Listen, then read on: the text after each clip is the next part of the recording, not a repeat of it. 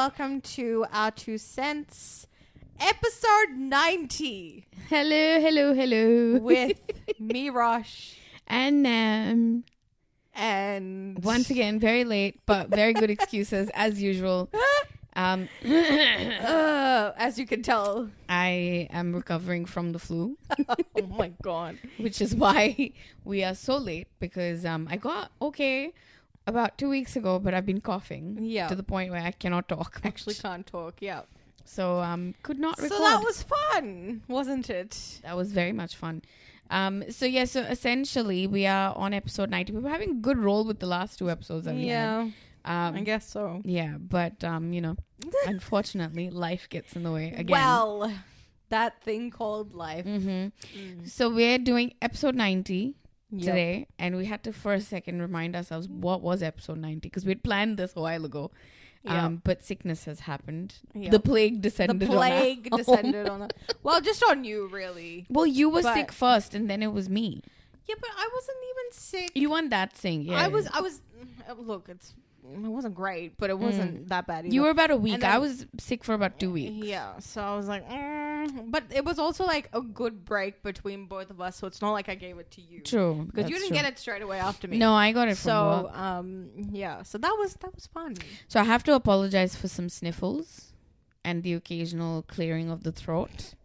I will try and edit out some big coughing fits if they come my way, which I'm sure they will, because they always do. Let's see. Anyway, what is episode 90 all about? Episode 90 is about the little thing that we like to call spy movies. Do we just say spy movies, or do we kind of do action, action? Spy action. Yeah. Thrillers. Well, what inspired this was we did a rewatch of the Bourne. The Bourne film. Yeah. Apart from the last one, which we don't even really acknowledge as the last one.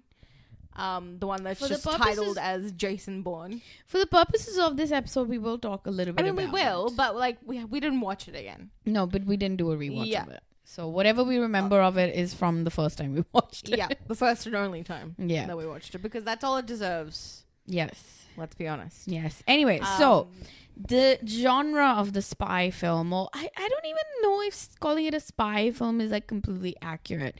But essentially we're talking about like the James Bond and the Jason Bourne and the Jack Ryan, that sort of category. Hunt. Yeah. That sort of category. And so, I guess they're spy films, but they're a little bit more than that as well. Yeah. So like that kind of genre, it's like action, espionage, sort of thing. It's kind of everything. Yeah. So, everything serious, really. Exactly. Yeah. So anyway, I think let's start off with like something like James Bond, which is like a bit of a classic. Mm-hmm. Do you want to talk about why you don't like it?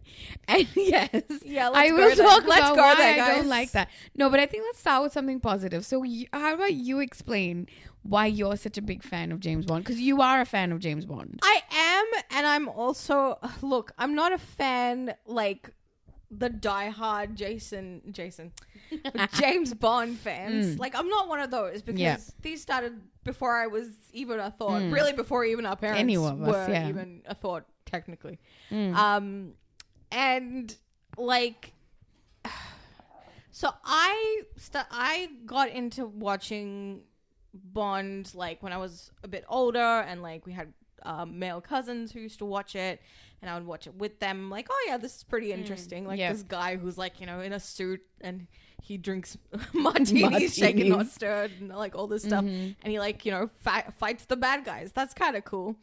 But I really didn't like. I didn't really become a fan until maybe like I was doing a gender and representation class in university. We were talking a little bit about James Bond in that. Yeah. And one of my lecturers actually did a new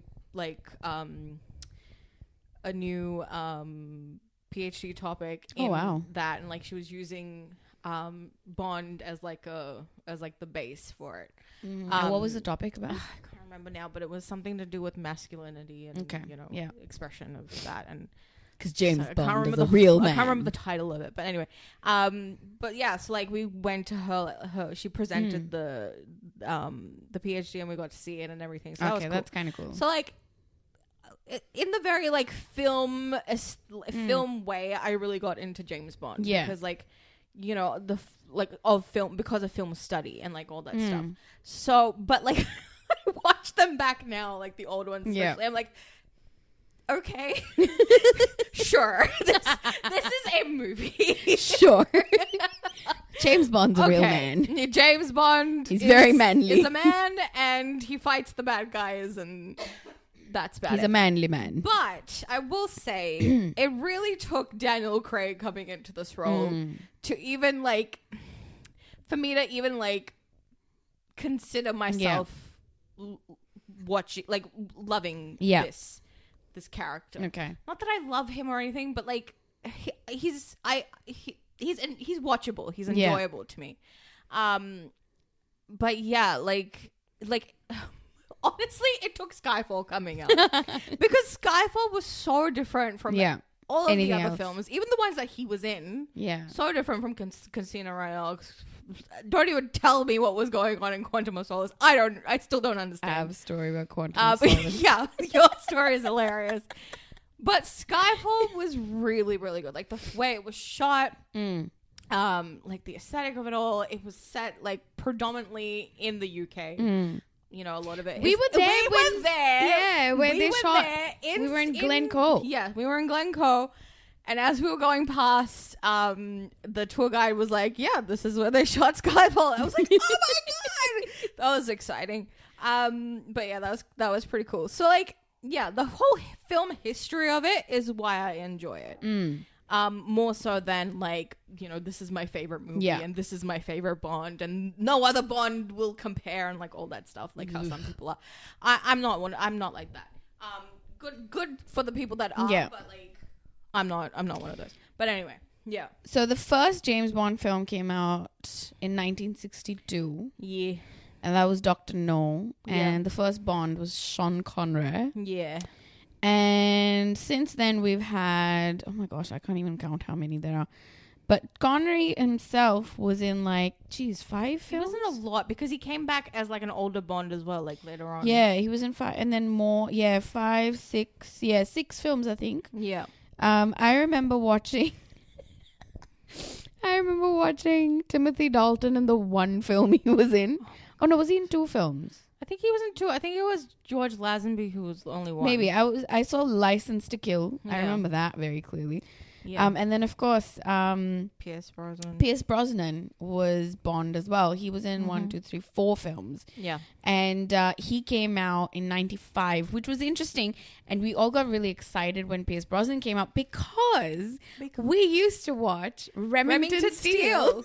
And we loved Pierce Brosnan. The best. Yeah, like Mom, me. I remember my grandma introduced us to Remington Steele and we loved him. Yeah. Remington Steele and Laura Holt. Yeah. I'm very happy. Oh my God, amazing. Loved them. Yeah. But yeah, it's like, and so we only knew him from that. Yeah. And then he got introduced as James Bond and everyone's like, oh, okay, okay. Oh my God. Yeah. I cannot stand James Bond. God, it's so funny. I hate him. It's so funny how much you hate him, to be honest. I hate James Bond. It's not even like frustrating. It might be frustrating to like the Bond people who are probably going to listen to this, but to me it's hilarious. Okay, can I say one thing though? I will say this. Even though the only Daniel Craig one that I've watched is the worst one there is, which is Quantum of Solace. Which is a product of the writer's strike. Writer's strike, exactly. So you literally watched a product of the writer's strike. I watched the worst movie ever. You watched the worst one. Even I had no idea what was I remember we went to the cinema to watch it. Yeah. And I was like, oh, well, you know, I might as well watch it. And you guys wanted to go, and I was like, well, I'm not going to be sitting at home by myself. Yeah. So I went along, and I remember turning to you and going, I don't even know what is happening in this movie. And then I turned to you, and I was like, I don't know either. And then I turned to our cousin, like, do you understand what's going on? And he's like, didn't say anything. He didn't say a thing. Because he was like, trying to pretend that he was so into the movie. And like, I just know he didn't understand what was going on. I don't Plus, think a little bit anyone about this cousin of ours. He's our eldest cousin. did. Yeah. And we're very close to him. And he watches movies in 15 minutes because he fast forwards everything. Most of I'm them. sure this movie was killing him though. Yeah, probably. But that was the movie I saw, and I was like, oh my god, this is crap. Yeah. It was crap. The only thing I remember about so that bad. movie is him in some weird church bell tower, and there because it was set in Italy. That's why I watched it, because it was set in Italy and I wanted to the see start of the movie. Is it not? it. Parts of it were. Can't remember. And there's a bit with the horse racing. I think it's like it's in town near Florence. Maybe, yeah. I think that's kind of what it was. So yeah, so like that was it. I don't remember anything about the movie. While we were watching it, nothing made sense to me. It was just like the worst movie I'd ever seen. Oh, it's so bad. And then you were like, oh, but you know, Skyfall's really good. Like after Skyfall's later great. on, Skyfall came. So I will say this: I am tempted to watch just the Daniel Craig films, Yeah. but there's a reason why I hate Bond. And the main reason why I hate Bond is I actually, to be very honest, I can't even pinpoint like one reason. I think the only thing I can, and the only reason why I've agreed to be like, I'm open to the Daniel Craig version, Yeah. is because you know what bugged me when I would watch, like, it's not like I haven't watched Bond films before. I have. Yeah, you right? have. Yeah. The thing that used to bug me the most is like, you know, there's this big action scene happening, and like he comes off as like not a hair out of place. Yeah. And I'm just like, dude, you just fought the bad guy. You should look like you took a punch that you just did. Yeah. You just look like you just waltzed out of a GQ magazine. And that's just so unrealistic and stupid. Like, come on. Yeah. How is this appealing to anybody? It's not even about the womanizing and stuff. I don't really care about that. Whatever. I mean, Yeah. it's It's you know, awful, and yeah. it is But what it's it a is. product of its time. It's a product of its time. It is what it is. But just that is what, it's such a stupid thing to be pissed off about. But that's the bit that I can pinpoint and go, Yeah. you look not flustered enough for me. So dumb. I mean, maybe not even flustered, but just like you look too put together. Yeah. Like, it's just, I don't know, just something about him just irks me. Well, the Daniel Craig ones are, I guess I don't think they're like that. That's the thing. Like, when I watched Quantum of He Solace, does get yes, it pretty was a beat up. crap film, but I did enjoy the fact that he does look as if he's been in a fight. Yeah. You know, he does come out of it not unscathed. Yeah. He looks as if he's like been part of a scuffle and he's been through stuff, Yeah. right? And I'm just like, I'm sorry, but James Bond, you have been through so much crap. You shouldn't be this cool, calm, and collected. I know that's the appeal for a lot of people, but for me, it's not. Yeah. I'm just like, there's severe trauma hiding under that. And oh, yeah. And we're not seeing any of it. Well, we see some of it in Skyfall, so it's okay. You haven't seen it yet. But Yeah. So that is, I am willing to do that. So there you go. So there's my rant on rant Bond. about Bond.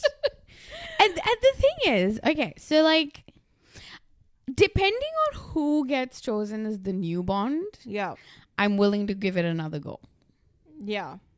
You know? Yeah. Because the I other get it. thing about the Bond is, like, even though I was a kid when a lot of these movies came out, and like, you know, before that even, and I will honestly say I gave it a red hot go with a lot of the older ones. I just found them so silly. Well, yeah. They And are, so again, dumb. they're a product of their time. Like, I know, that's but how things would have been. I know, but it's just like the villains were not scary enough. They were just comical. It was befitting more of a comedy than anything. Like I remember sitting and laughing at the movies. Yeah, and I don't know, maybe I don't think that's what they were going for, but it's No, also they like, weren't. because at the point that we're watching them, we're so far away from the time that they were made. For us, we could have never really I get gotten that. it as kids, right? Yeah. You know, and even now it's sort of like, because we remember how we associated with it, it's still that. I get that, for but us. can I also say, like, there are so many movies that I've watched which are old, And clearly the action isn't as polished as it is now, and, you know, all of that stuff. Like, some of my favorite movies are, like, old films, right? But they're not making me laugh. Yeah. You know? Like, something like, okay, I'll give Vertigo an example, right? Hitchcock's Vertigo. Yeah. Where he falls. Right? Oh, yeah, it's really bad. It's really bad, but I'm not laughing at it. No, yeah. Because I appreciate that that's the technology that they had, right? So I get that. But with Bond, it's like the situations and like everything. It's just comical. I It's don't just know. so Maybe they dumb. weren't writing it to be scary. I really don't know. Maybe. I don't know. Because how can someone say, do you expect me to talk? No, Yeah, Mr. Bond, I expect you to die. Like, I don't know how that's... I mean, I guess they're going for a bit of comedy. Yeah, there. like, it. You know, we are meant to be like, haha, stupid villain, he's going to get you. True. Sort of situation. But yeah, they're just So, not I don't know. menacing enough. Like, I feel like the villains were just not menacing enough. Like, there's one villain, and I can't remember. I think it's in the Timothy Dalton one. The License to Kill. I think it's the one with the metal teeth. Yeah, probably. Probably. And I'm just like, remember. Seriously? That's one of your villains? Like, Yeah. he just bites through things. He just, like, chomps through. Like, how is that thing? It's so bad. Like, it's so bad. Like, I just could never take these movies seriously. That was my problem. I just could not take them seriously. Yeah. And I was like, I'm sorry, I'm out. Like, I checked out. And this is me even now. Like, if a movie bugs me in the first 20 minutes, I just cannot watch it. I can't watch it. Like, it happens to me when I watch a lot of Hindi movies as well. Yeah. Which is essentially what happened with RRR. Oh Like, my you God. actually sat and watched the whole thing. I don't know how, because my whole thing was like, I just want to know why. What? Yeah. Why are people finding this so wow? Like, oh my God, it's mind blowing. I really needed to know. Yeah. And I didn't get the answer. Well, I could not make it through 20 minutes of that movie. And that would be the one thing that haunts me. I didn't get the answer. I could not make it through 20 minutes of that movie. And I remember walking into work and one of my workmates going, and he's a big cinephile, right? Yeah. And he likes some really good stuff. Yeah. And he turned around to me and he goes, oh my God, I loved it. And I'm like, really? You liked that movie? Oh, no. What? Like, what is wrong with you? And I was just like The shocked. slow motion animals jumping out of the thing got me the most. It I was like, just ridiculous. seriously? That movie was ridiculous. CGI, oh, it was terrible. I could not take it seriously. Anyway, so that's kind of the level of my relationship with the Bond films. Yeah. You know, I cannot take them seriously.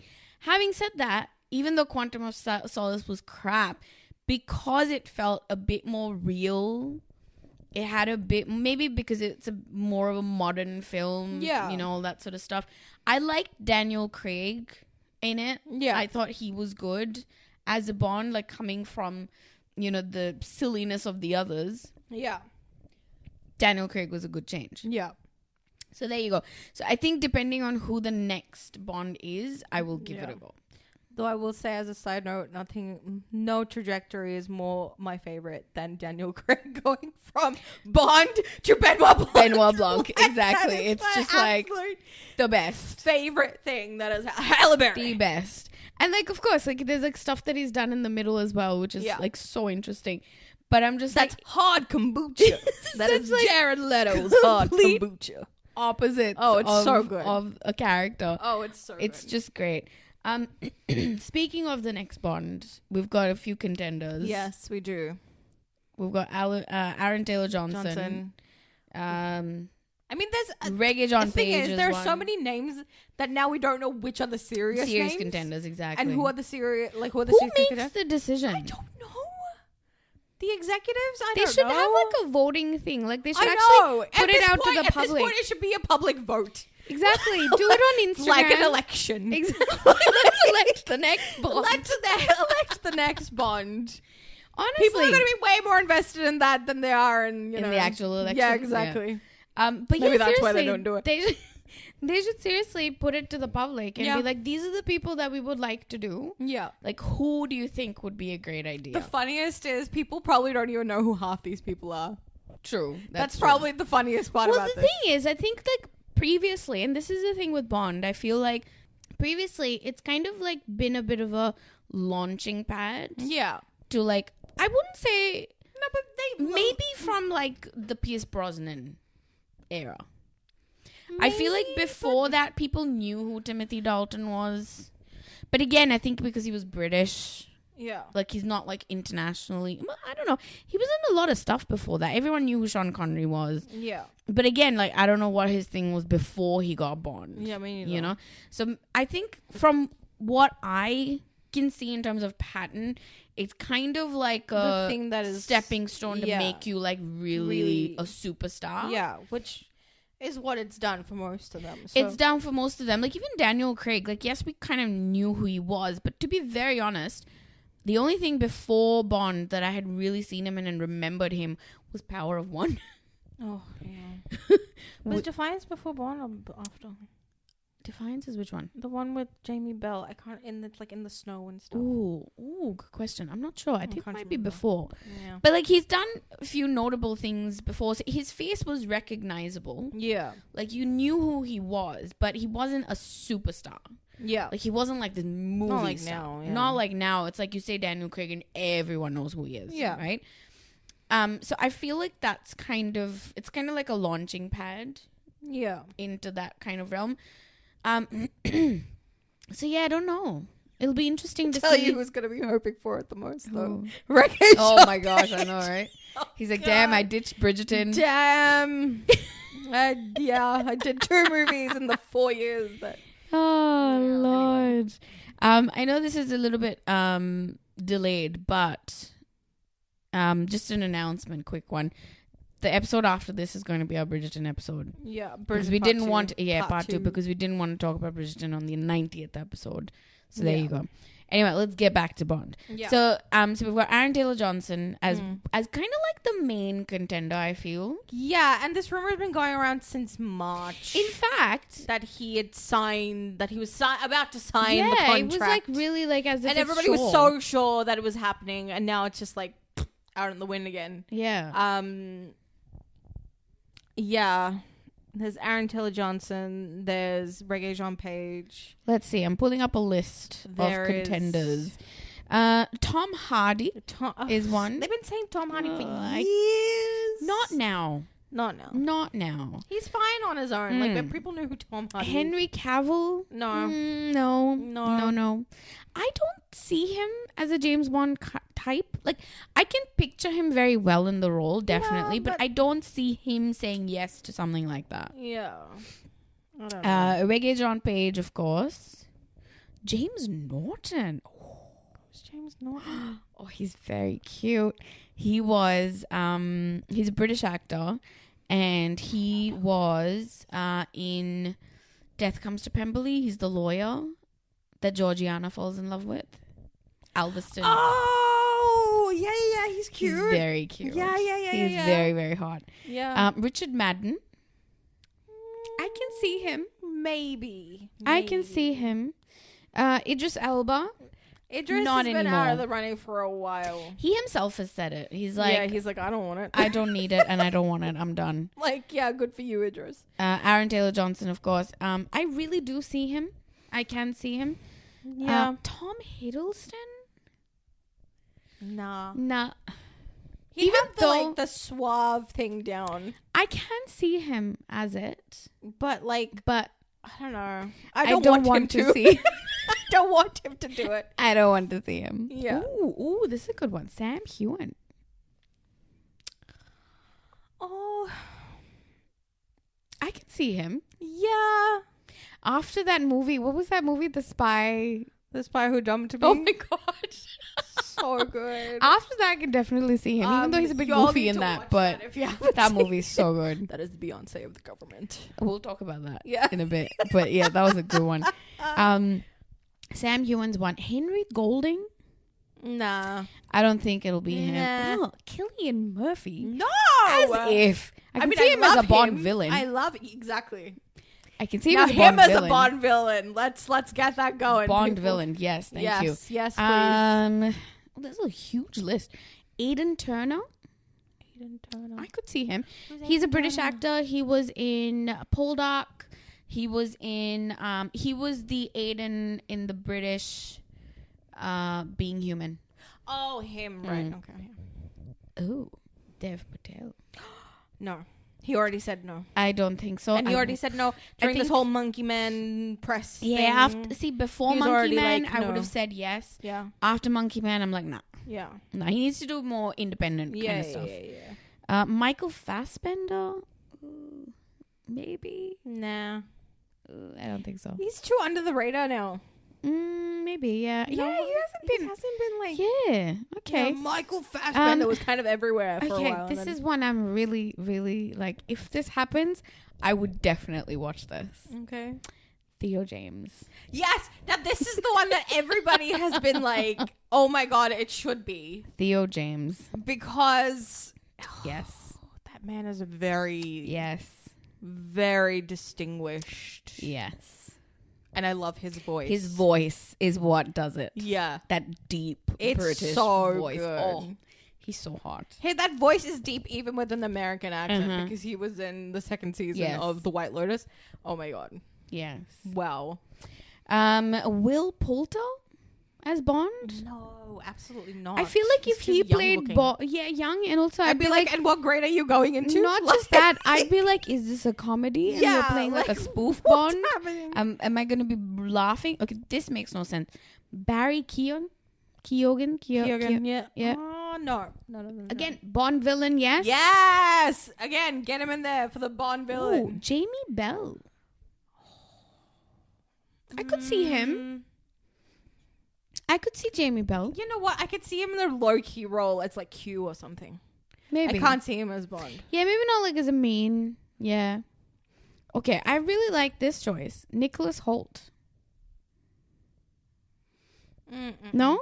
No. I feel like he's a bit Theo young. James is honestly the only one that makes sense to me. For me, Theo James and Aaron Taylor Johnson. This is a good one. And I don't know if I like it or not. Jonathan Bailey. Maybe, but I feel like no, I want him to have his own trajectory. Like I don't want him to like I feel have to like be like Bond to like get, you know. I feel like because he's so good that he doesn't need Bond. Yeah, you get what I mean? I feel like Bond is a bit of a step down for him. I know that sounds really bad. And like someone like Theo James has done some amazing stuff. Yeah. Like he's just been in White Lotus and he was so good. Yeah. And but he's great in The Gentleman as well. Yeah. So I'm like, okay, but I feel like for someone like Jonathan Bailey, I think this isn't the right thing. This isn't the right thing, yeah. I don't know why, but I just don't feel strongly about him. Right? Like I just can't see him. Oh my god, he has to be Bond. I can't see him as Bond. Bond girls. There's been Nicola Coughlin's name's been thrown around and like, yeah, I don't know who was. You know, yeah. My thing with the whole Bond thing is I don't know. Tell me if you agree or not, but I feel like there's this whole it is very real, like this whole misogynistic kind of like Bond girl, and she has to be hot and she has to be this, and he sleeps around and blah blah blah, and I'm just like, is that what makes him cool? No. Then what makes him this is the question. What makes him cool? The fact that he can fight, the fact that he dresses well. That's it. He is very like, depending on the situation, he knows how to get himself in and out of it. He's just, I don't know. He carries himself very like. I guess. I don't know. I just don't. It's see not the about appeal. the women because he barely even hooks up in the Daniel Craig. See, films. I like that. I like there is that. that one girl in the first Casino Royale. Doesn't he kind of fall in love with her? Yeah, he actually does because he's like constantly thinking about her. And look, he does like, kiss one or whatever. Yeah, look, but like, and I guess that, but it's not even like a focus. It's just not. Which is such a good change. Yeah, which I think is such a good change. I don't even remember him hooking up in Skyfall. To be I honest. love that. I really do. I've only seen it a few times, like once or twice. Yeah. And I really don't remember if he did. And I think them making that change has been so refreshing. Yeah. And so nice because, like, part of the thing that always annoyed me about Bond was like him just flitting from one woman to another, and I'm just like, oh, whatever, I'm so over this. It just it just was so unnecessary. Yeah. You know, like it just added nothing to it. Yeah, it doesn't. Which is why I'm so happy they removed it. It was like it was such a time that was, you know, I know, like that was normal. I guess it's kind of like normalized at the time to like do that right? Mad Men kind of thing, you know? Yeah, like, exactly. yeah. It is that air around it. So like again, product of its time. Like we have to move with the times. Bond has to move with the times. Okay, question. So Judi Dench is what, M? Yeah. Now, before the Daniel Craig films, has M always been a man? I think so. See, that again is a really interesting change for me. Yeah. Because it's like now he's not hooking up as much. The Bond girls were changing. They were a bit more, I think they had more agency in terms of like doing things, taking action, all that sort of stuff. And so I feel like they're less misogynistic in that sense. Yeah. And women are more a part of that world actively. Yeah. Rather than just happen to be there as arm candy and do stupid things. Skyfall is like, I haven't seen Spectre and I haven't seen whatever the last one he was in. I haven't seen the last two that Daniel Craig was in because someone told me that Spectre wasn't great. Yeah. And I was like, whatever. And then No Time to Die came in during like the whole pandemic. Oh, yeah. Like everyone. Yeah. Yeah. So in all of that, I missed seeing it and I haven't seen it since. But I don't know what the women are like in that. I don't know what happens or anything. So like I'm really only going off of Casino Royale, Quantum, and Skyfall. Yeah. So yeah, like for me, they felt very just easier to digest. Yeah. Which is why we have to keep moving in that direction. And in fact, if you can't go backwards. The balance of like having a Bond girl and James Bond working together, where it's like strictly, she's not just there for she's not just there for him to like hook up, look at, and you know, whatever. So yeah, there needs to be more going on with her. I feel like again, like with the whole Bond thing, like it was very formulaic. And I liked that part of the Daniel Craig ones weren't as formulaic. It kind of told his story a bit more. And it made him more of a person. So anyway, so that was our little conversation about James Bond. The next JB is Mr. Jason Bourne. Yeah. Played by Matt Damon. So, the Bourne Identity, the first one came out in 2002. Yeah, I thought so. Yeah, so the first one came out in 2002. And, so it introduced us to Mr. Jason Bourne, played very, very beautifully by Matt Damon. Yeah. So, the first one was Bourne Identity in 2002, Bourne Supremacy in 2004, Bourne Ultimatum in 2007. Then it kind of had a spin-off in 2012 with Bourne Legacy. That was pretty late. That wasn't with him. It was actually with Jeremy Renner who played Aaron Cross.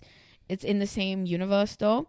And then we have Jason Bourne, which is the last outing in 2016. Yeah. So I mean, pretty lengthy. And I think in terms of, you know, introducing a character which is kind of like in this espionage world, very different. Yeah.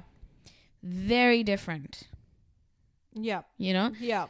I would say he's more comparable to someone like probably Jack Ryan. Yeah. But very different again. Like he's very, very different. Yeah. Jack Ryan is like a whole other thing. Oh my gosh, we'll talk about him. We'll talk about Jack Ryan. Especially Harrison Ford. But yeah, like Jason Bourne, like I was 2002, I would have been 16, 17 when that movie came out. Yeah. And I remember we had gone to the movies. It was Dad's day off. And we had just moved to Australia. He had a day off in the middle of the week. It had been I think it was a weekend. Oh, maybe. I think it was a weekend. Mum was working. Yeah. Mum used to work weekends at the time.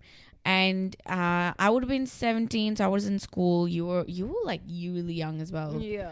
You would have been 11. No, Yeah, 10 maybe. Yeah. Or maybe even younger. Maybe 9. know. Yeah, you would have been 9. And I remember it was a weekend and we went to the movies and you wanted to see Chicken Little. Well, I think. wouldn't have been allowed to see Bourne. No. Because this is when movies still followed the rules. Because you wanted to see Chicken Little. And I was like, Little. oh, was it Chicken Little? Not Chicken Little. I've never seen Chicken Little in my life. Well, some kids movie. Yeah. I can't remember what it was. It was some kids movie.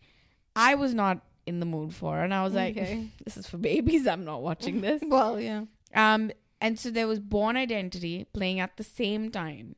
So Dad was like, fine, if you want to go see that, you go see that, and we'll go see this. You and Dad went to see the other movie. Whatever this other movie is. And I went and saw Bourne Identity by I myself. don't even remember. Yeah, and I loved it. I didn't know anything going in. I had not seen a single trailer. Well, we didn't watch trailers back then. No. We didn't have YouTube back then. Yeah, exactly. The only thing I knew about it had Matt Damon in it. Yeah. And I had seen Matt Damon in Talented Mr. Ripley. I really liked him. That's a whole other... Yeah. And I had seen Good Will Hunting at that point as well. Yeah, probably. So I really liked him as an actor. I knew him. Like, I didn't know anything else. I knew him. Yeah. And I really liked his movies. And I was like, okay. Was he in Dead Poets Society? No, I don't think it was him. Anyway. Hawke, but sure. Anyway, so watched that. And I was like, ooh, this kind of seems like a bit of a Mission Impossible. I think he was in School Ties. School Ties, I think that was Brendan one Fraser of them. yeah. Anyway, and I was like, oh, I really like him. I think he's very cute. I'm going to go watch this movie. And it kind of was like spy film. It was like all kind of like a Mission Impossible. So I'm going to watch it. Yeah. And I remember watching it and going, my mind was blown. I was like, this movie is fabulous. Yeah. Like, excuse me? People do this? Like, actually? Like, Yeah. what? Yeah. This was amazing. Like, okay, a lot of the political stuff kind of went over my head Well, yeah. at the time because I was only 17. I didn't really know much about the world. But it What a wasn't time to be alive, not knowing much of the world. right. But having said that, it wasn't too hard to understand either. Like, it Yeah. wasn't so ingrained into it. Like, it wasn't easy to follow. Yeah. Like, you got the basic understanding that he's an assassin and that, he works for the government and, all of this sort of stuff. And the government is corrupt and, all of this stuff. You get all of that. Yeah. And I fell in love with it. And I remember I came back home and I was like, Mom, Dad, you guys have to see this movie. And then they went, I think, together. To see it, yeah. To see it. And they fell in love with it. And I had no idea what was going on because I wasn't allowed to watch this You movie. were too young at that point. And then, the second one came out and I remember going to watch that. I think you came for the second one, though. Probably not. Maybe not. I think I only watched the two of them before the third one. Maybe. Because that's the one that we all went to see. Yes, I remember. And so we watched the second one in the cinema as well. And then we watched the third one. Oh my gosh, what a thrill. Mm-hmm. What a thrill. Great. Amazing. Like, I just, yeah, especially the first three. Oh, so good. Oh my God. Like, so let's unpack what a why ride. we think Jason Bourne is so amazing. Firstly, my biggest thing was, and I was like, you stupid 17-year-old bravado, you can't shut up about something that you love. yeah. I kept going, oh my God, he's so not like James Bond. Please do it again, please. Oh my God, he's so not like James Bond. And I kept going, Jason Bourne is real. He's real. Oh my God. So lame and cheesy. Oh, Jesus. But anyway, No wonder we weren't close back. oh my gosh. No, honestly, like that's why I Oh, loved jeez. him because I was like, this man, firstly, he wakes up like from amnesia. Yeah. He can't remember who In the he middle is. of the ocean. He literally has no idea who he is. And then against the odds, he's like doing all of this stuff. Yeah. And like at the time, I remember watching like, interviews and stuff and they were like, oh, this is kind of like he did all the stunts and he, like not all, but like he did a lot of the fighting and like Yeah. all of that sort of stuff. And I was just like fascinated by that. it was so interesting. And of course, the story itself was so good because that's the thing. Like, I remember telling my parents, and my parents like, oh, yeah, we've read the books. When did they read them? Well, Mum had read the book, I Maybe. think, one of them. Or Dad had read it. One of them had read it. They knew the books. Yeah. That Robert Ludlum had written these books. They knew about them. Yeah. And so, yeah, it was like, oh, there's this big thing, right? Yeah. And so I just thought, like, and I've never read the book. Me neither. Yeah, I've never read the book. I loved the fact that it was kind of like the same pairing. Like, you have Jason Bourne, who's clearly an assassin. He's clearly some kind of government agent. Yeah. There's a girl. Yet there's not like this weird, cheesy stuff going on between the two of them. Yeah. Like, yes, they hook up. But it's not just a hookup. Like, they actually fall for each other. Yeah. You know? But, like, even then, they fall for each other, but, like, that's not the focus. No, that's not the focus. That just kind of like it's happens. something that happens. You know, it just happens. The funniest bit is the alternate ending of the first film. Oh my God, that is the worst thing I've ever seen in my life. Because you know why? Because I'd never seen it. Mm. And then we were in English class in like high school, and my English teacher, for some reason, we were talking about Jason. Yeah. We were talking about Jason Bourne. It was like in a break or something, and she just goes, "Oh my God, have you seen the alternate ending to the first movie?" And I was like, "Wait, what?" And she's like, "Yeah, look it up. It's terrible. They're like running to each other on the beach and shit." I was like, "Wait, what?" I didn't. And then like we came back home and remember we have to watch the alternate ending now. I didn't even know there was one. It was so bad. It's so bad. But having said that, if you want a good laugh, please watch it. Please watch it. It's so it's bad on that YouTube it's somewhere. But yeah, like, what was it when you watched it? What was it kind of like that you loved about it? To be honest, I don't even remember. But like, I just remember at the time it being like, it was because I probably at this point only seen one or two Bourne films or whatever, and really recognizing that it is so different from Bourne. Yeah. Like, there's no like cheesy villain. There's no like, you know, he's not in a suit. He's not asking for a martini shaken, not stirred. Like, there was just he was like worlds apart from like, it was really the first time we had something set in this sort of world, because even though Bond is MI6, I want to say, I can't remember, but like, we didn't really understand what that was, right? Yeah. We didn't really, you know, get it. But like, for whatever reason, we knew what the CIA is. It was more real world. Exactly. Because like, we just knew. Like, we just, because you hear it in other things as well. And like, let's be fair. We've been more influenced by American television and film than British, right? Even though we're in Australia. Like, we've seen a lot of British stuff. But more now than back but we then. are more what's the word, like, Americanized. Americanized, and that's not the word I'm looking for, but when we get more of it from that side of the world. Hollywood influence. Hollywood influence. Still not the word I'm looking for, but it's good enough. I can't think of a word right now. But yeah, so we that's sort of ingrained in us. We know what all that stuff is for whatever reason, whatever you've watched, whatever you've consumed.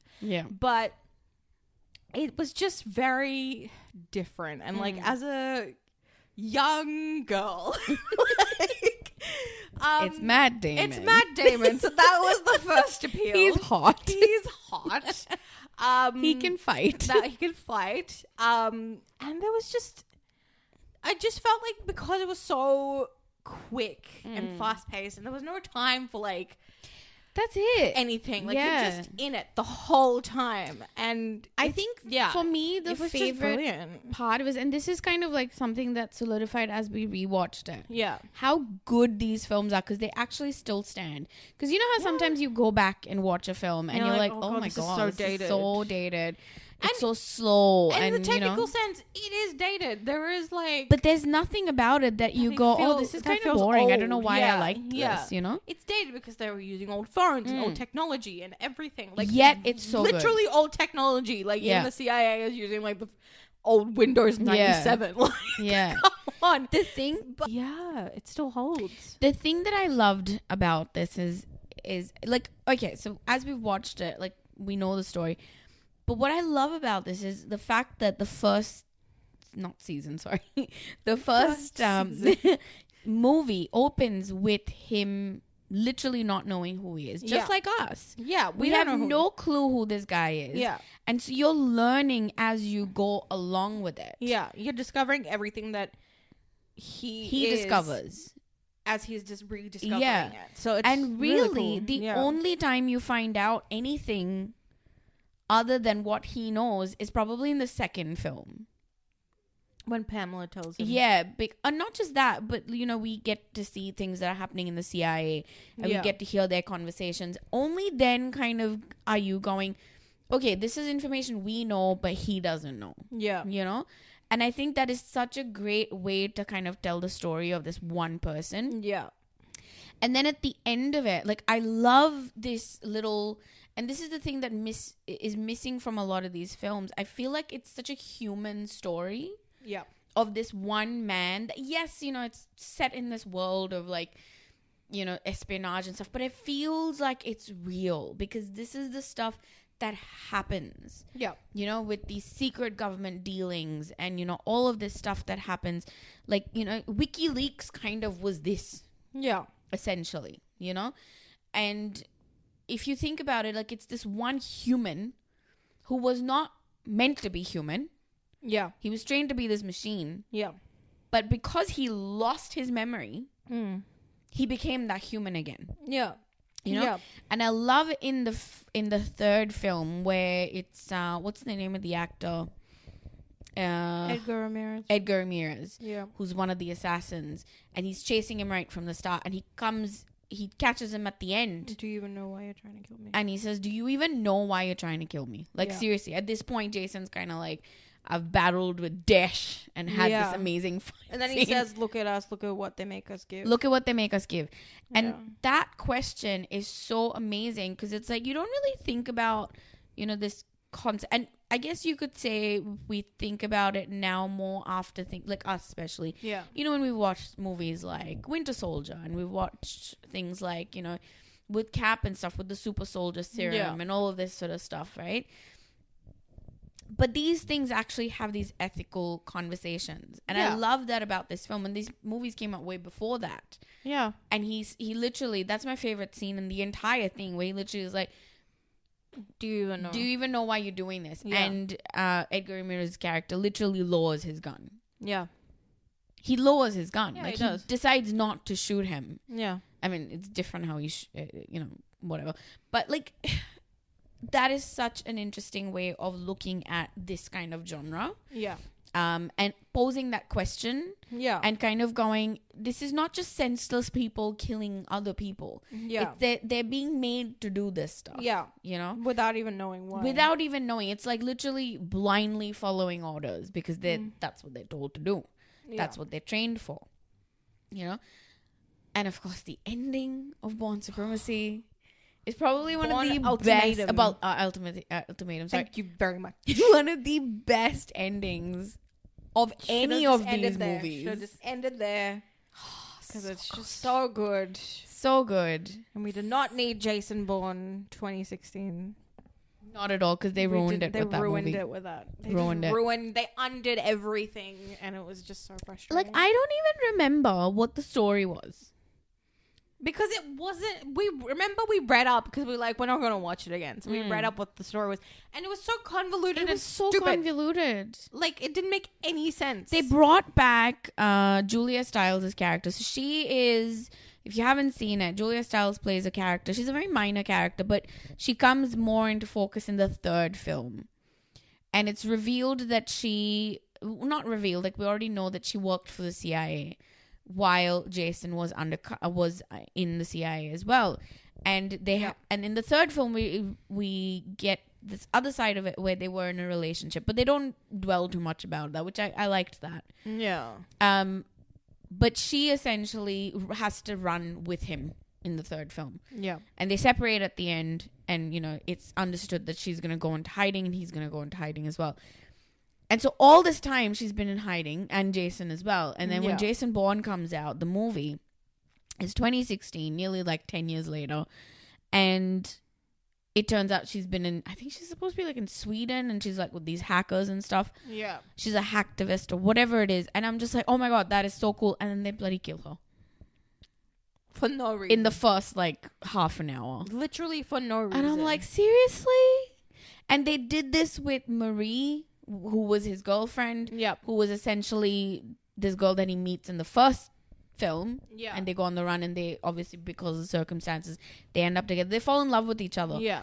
And that's the other thing that I really liked about this whole thing, where, you know, Marie makes him promise that you're not going to kill people senselessly. Yeah. And he kind of sticks to that. Yeah. You know? And I really liked that. Yeah. Because it kind of like is bringing this whole thing, this him as being this really human character. And they did that with Marie, and then they did that with her. And I'm just like, do you just hate women? Or do you hate Jason because you don't want him to be happy? I think they hate Jason because they don't want him to be happy because... Oh my God, torture. It's because so in the hot. book, and this was really funny because our cousin, same one, from Quantum of Solace. Yes. One day he decides, he goes, oh, I'm going to read the second book because the movie was about to... No, I'm going to read the third book. the book because Yeah. the third movie was going to come out. Yeah. So he's like, you know what? I'm going to read the whole series. Yeah. This was his lofty idea. Yeah. And he was on the train and he's reading the book. He comes back and he's like, I'm confused. In the book, Marie is alive. They're like married and they've got 2 kids and he's a professor. And I was like, yeah, but the book is different. The book is not like this. The book is not it. Totally different. It's totally different. It was so funny. And that He's was like, hilarious. but she's alive. He got so confused. He was like, but she's alive. Because it's different. He was fully expecting her to come back in the third film, Yeah. like some miraculous He was healing. literally like, oh, it's going to be like this thing. I was like, I'm pretty sure it's not, but she's sure. dead. I'm pretty sure she's dead. But yeah, like, you know, if you haven't watched it, like, no spoilers, like, spoilers here, I'm sorry. If you haven't watched it, They're old. They're old films. Get over it. Yeah. But anyway, like, the ending of Ultimatum, brilliant ending. Oh, so good. I will say, so this movie after this was the spin-off, which was the Jeremy Bourne Renner. Legacy with Jeremy Renner and Rachel Weisz. Yeah. And he plays Aaron Cross. Mm-hmm. I will say it didn't do very well, which I understand. Yeah. Because I remember when they announced it and I was like, really? How can they have a Bourne film and not have Jason Bourne in it? Yeah. Matt Damon's not going to be in it. Like, what? Yeah. I don't even think he was like part of any production or anything of it. Like, it was completely separate. I don't even think it was directed by Paul Greengrass. It was written by Tony Gilroy. But yes, like, it was written by Tony Gilroy. Directed by Paul Greengrass. But it was not, it was not directed by Greengrass. So it was kind of like, okay, what is this movie going to be? Yeah. And we rewatched it. Yeah. I remember enjoying it the first 2 times we watched it. Honestly, it's fine. I enjoyed it this time as well. Yeah, like it's good. I think it's a decent film. But like I still understand why it didn't.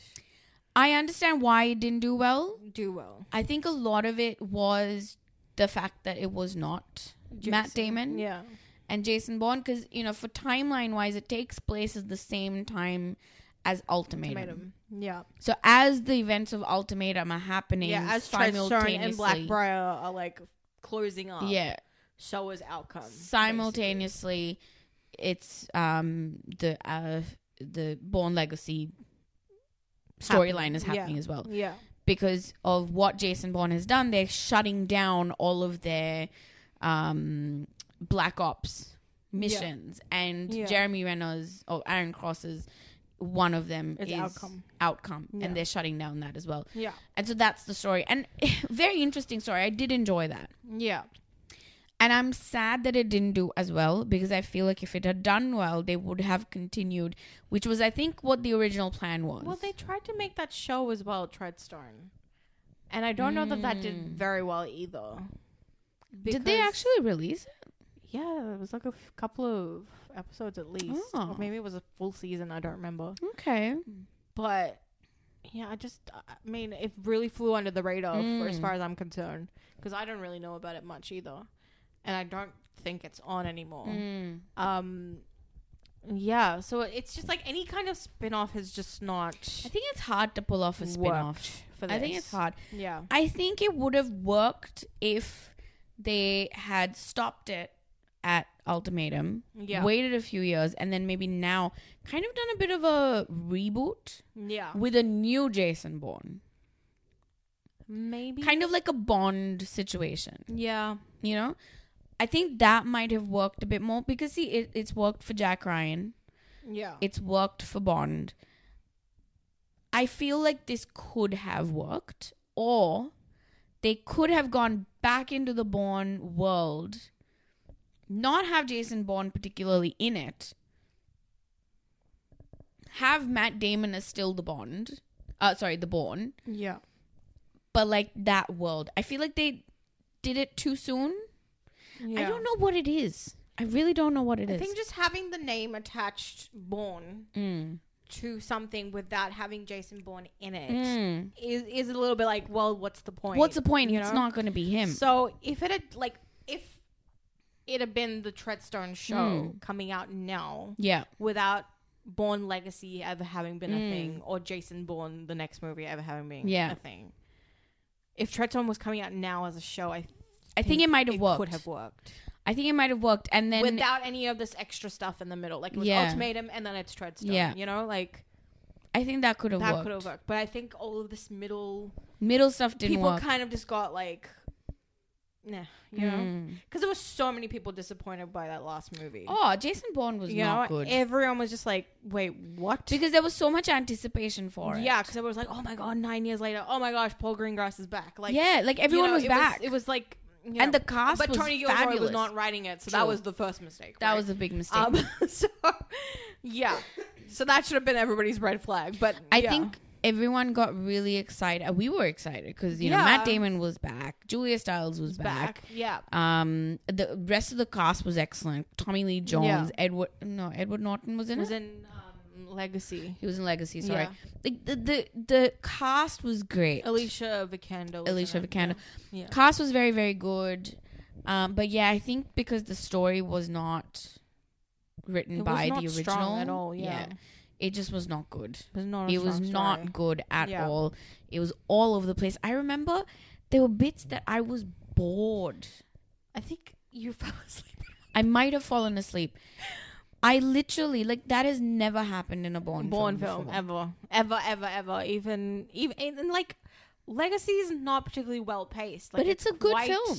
You know, but it keeps you engaged. Like, there are bits in that are fabulous, like action pieces that are really, really good. Like the bit with the when he's running away and they're running through the little buildings in Manila. Really good. Yeah. I think that's really good. I love the bike scene. It's so good. Really good. I think that's so good. Yeah. I like the bit at the house. Oh, that's a very good piece. That's a really good. That's a really good action piece. Yeah, that's really good. Oh my god! I think when it comes to action, though, out of the Bourne series, the best, Bourne and Dash. Oh my god! In the third movie. Not just Bourne and Dash, it's that whole Morocco bit where they're running over the roofs and like... Yes, it is basically Bourne and Dash. Oh my goodness. He's chasing him. It is so good. Yeah.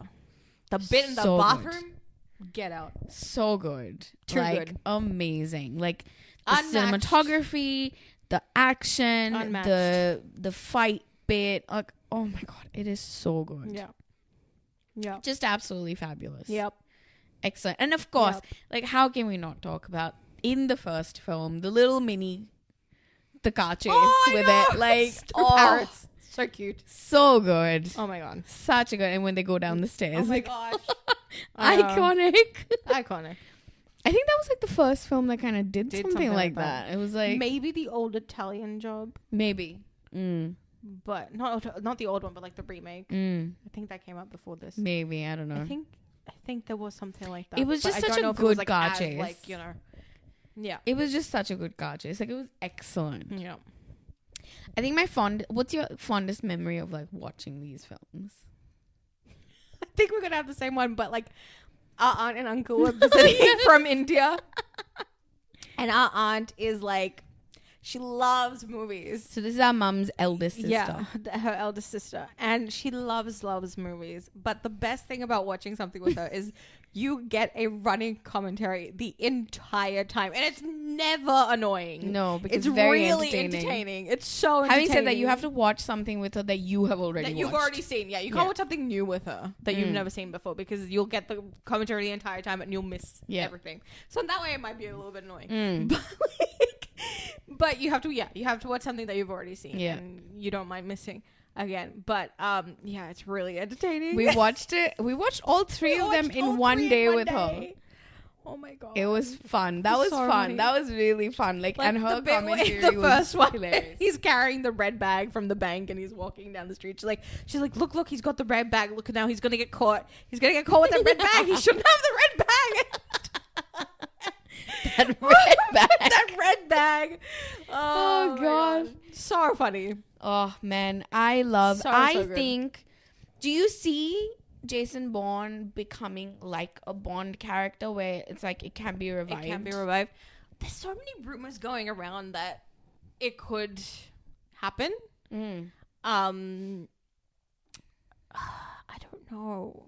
I can see it. Maybe. I can see it if it's done really, really well because I think they should have already established doing something like that. Yeah. Like not necessarily straight after Matt Damon because we need a break. Yeah. Because it's like he is Jason Bourne. Like you can't take that away. Oh no, he's so quickly at least. But I feel like something should have happened in like the 2010s and that kind of like 2015 onwards. They should have been something already. Like if that was going to happen, if that was going to be like a moniker that keeps getting passed down to the next person. I feel like it's not too late. I think they can still do it. I really do. But do you think that movies are a good route? That's a good question because maybe initially I would have said yes, movies are the only way to do it. Yeah. Having said that, look at Jack Ryan. Yeah, Jack Ryan. I feel like they did a really good transition from film to show, and they did it well. Yeah. But I don't want to talk about Jack Ryan first because I want to keep the best for last. Yeah. I want to talk about Mission Impossible next. Because I think Mission Impossible, again... Isn't that the best for last? Oh, do we? Isn't that the best? Come on. What's better than Mission Impossible? Okay, let's do I mean, John Wick, probably, but... Okay. But you haven't seen all of John Wick, so we won't be talking about that in this episode. But we will talk about John Wick at a later stage when Nam's seen all of them. Okay, because I've seen all of them, but you haven't. Because you said, and we did bring up Jack Ryan. Let's talk about Jack let's Ryan. go on. That was the segue. Let's take it. All right. Okay, so Jack Ryan was a character created by Tom Clancy.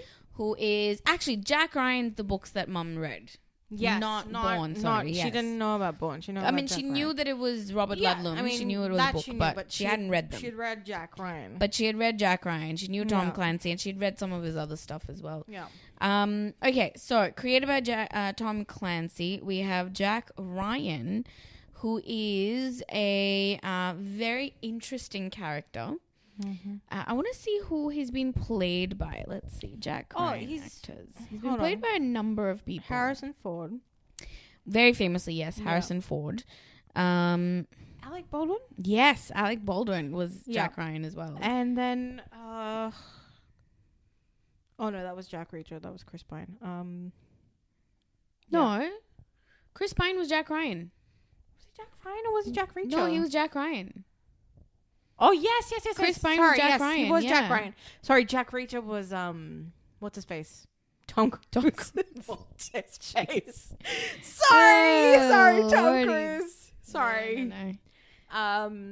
Yeah, and then John Krasinski. John Krasinski. No, Ben Affleck. When? Yes, Ben Affleck. Some of All Fears. Some of All Fears. Yeah. Some of All Fears. Yeah. Okay, so we've got Jack Ryan, He is. I mean, the best of all of them is Harrison Ford, and I won't be taking any comments. Harrison Ford Sorry. is the best. Best. He is the best. I will say John Krasinski is probably my second best. Yeah, he's up there. He's up there as a young Jack As a young Ryan. Jack Ryan. He's very good. I would say I liked. Okay, so my first Jack Ryan was Ben Affleck, and he made me love Jack Ryan. He technically was mine too, but I didn't know what it was at the time, so I'm just like, whatever. I loved Jack Ryan at that time. I really liked it. Having said that, I haven't seen it since then. Yeah. Summer of All Fears, so I could change my mind, but I did enjoy him in that. I'm sure I thought it's he was still cute. good. I'm sure it's still good. Anyway, Jack Ryan. So first, it's obviously books and then movies, and then we've got the show. Yes. So it's kind of gone all three. Yeah, which all is three really mediums, which is interesting. really I quite like that. Yeah. Yeah. Yeah. But I like his trajectory. Like, he's a Marine, and then he gets his PhD, doesn't he? Mm-hmm. He goes back to uni, gets his PhD, becomes a professor, and then he becomes a CIA analyst. And I'm just like, oh my God, that is so good. Oh my God. Amazing. Oh, yes. Amazing. Yes. Yep. Yes, yes, yes. Yep. Yes, yes, yes, Yes, to all of it. Yes, yes, yes to all of it. It's big yes. Big white yes to Harrison Ford. Oh my God, that's so funny. In case you haven't noticed. Yeah, I love him. Jack Ryan. Now, obviously, because he is in like so many versions, Yeah. there's different stories. So I think Jack Ryan isn't the type of guy that you can be like Jason Bourne has like this one thing, this one trajectory. Yeah. I think that we know the basic of what he is. Yeah. As we said, he was a Marine. I think there's a bit, they mentioned that he got injured. He broke his back, which is why he kind of like had to leave. Yeah. Which is more emphasized in the series. The series, yeah. And then he goes back to university and he does his PhD. He becomes an analyst. Yeah. I think in the Harrison Ford ones, he's a professor. Yeah. To start off with, and then he starts working with the CIA. Yeah. His wife, what's her name? Kathy is a doctor. Yes. And I love that. Yes. She's not some helpless little female who needs to be rescued all the time. I think she's so cool. Yeah, I really like it. They're amazing. Really? Okay, I didn't know this. Alec Baldwin was the first one. Really? With Sean Connery in The Hunt for Red October. Round. No. That was 1990. Oh, damn. Hunt for Red October. All right, sorry that guys. movie, I have watched. I have seen that years ago. Yeah. Not knowing that was the Jack Ryan. I have probably thought the same thing, to right? be honest. Yeah. Then Patriot Games in 1992. Yeah. Then Clear and Present Danger in 94. Then Sum of All Fears in 2002. And then Jack Ryan with Chris Pine in 2014. Oh, that's pretty... Yes, that was a big break. That's a big break. And that's still pretty recent now. That's like... Yeah. Oh, that was like 10 years ago. Mm-hmm. And Jeez. yeah, so 1990 was the first one. And when did the show start? The show finish was last year, I think. Hang on, the show started 2018. Yeah, and finished 2023. 2023. I remember it started when I was in college, in university, screenwriting. Oh, this is interesting. Patriot Games was rated R. There is a lot of explosions and I reckon they did that true, but I think also because of the whole IRA storyline. Yeah, that's what I mean. Interesting. Yeah, because all the other ones are PG-13, PG. Yeah, that's interesting. Okay. And the highest rated one is Clear and Present Danger. Really? That's the one that I felt like is very slow. Yeah, it was a bit boring. It's not boring. It's not boring. It's a bit slow. I liked what they did in the show better. Yeah, than how the they film. did it. Yeah, in that. Yeah. Yeah. So, like, in Clear and Present... in Hunt for the Red October, I haven't watched in years, so I'm not exactly sure what happens there. But the Patriot Games, we have the IRA storyline. And that's interesting because that was the first time Was it that one? No, there was another movie. Funnily enough, again, I think it was Harrison Ford and Brad Pitt. Oh, It was again an IRA one. Oh my God. Joe Black. No. No, not me, No, Joe. no, no.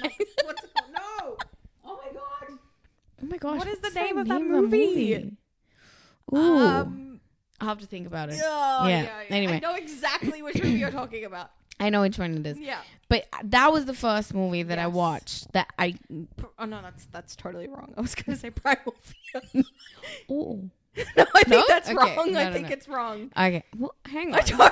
I'm Googling this. I'm so confused. Guys, Primal it's very late. Fear, We hang can't on. remember the names of the films. Primal It's really Fear. late over here.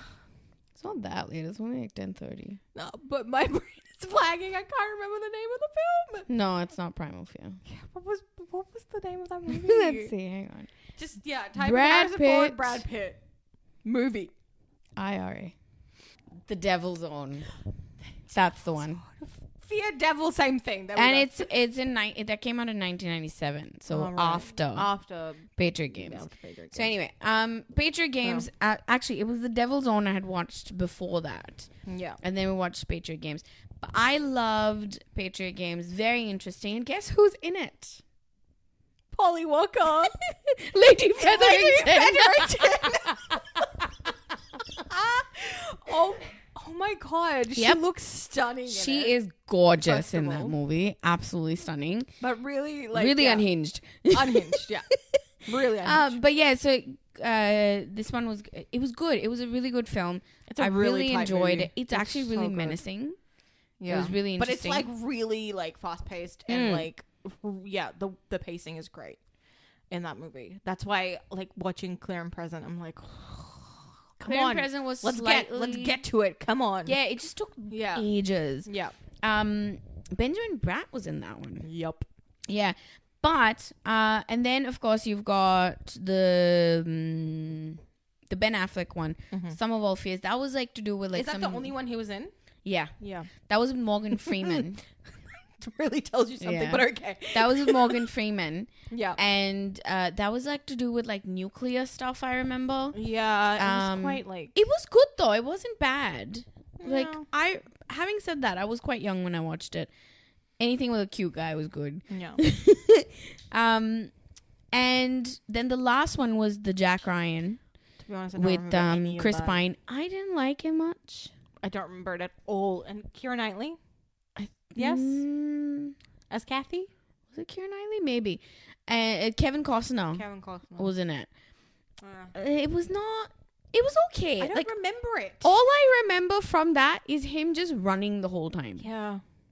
He ran a lot. I felt like he was channeling a lot of like Tom Cruise.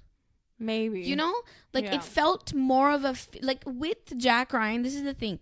He's a very brainy guy. Yeah. So there's a lot of like cerebral thing. There's like thinking. Yeah. Whereas with this, it felt very much just like physical, Running. Just running. And I was Yeah. just like, I mean, it was fine, I don't remember it at all. but yeah, it was not memorable. No. I will say again, and this is why when having that conversation about Jason Bourne, Yeah. I really think a series would work with Bourne because the Jack Ryan series, I think, did really pretty well. Yeah. I think it worked really well. Maybe, and that's why. Look, I don't remember everything around this whole Treadstone thing. I think it did come out and then it got cancelled. I think that's what it was.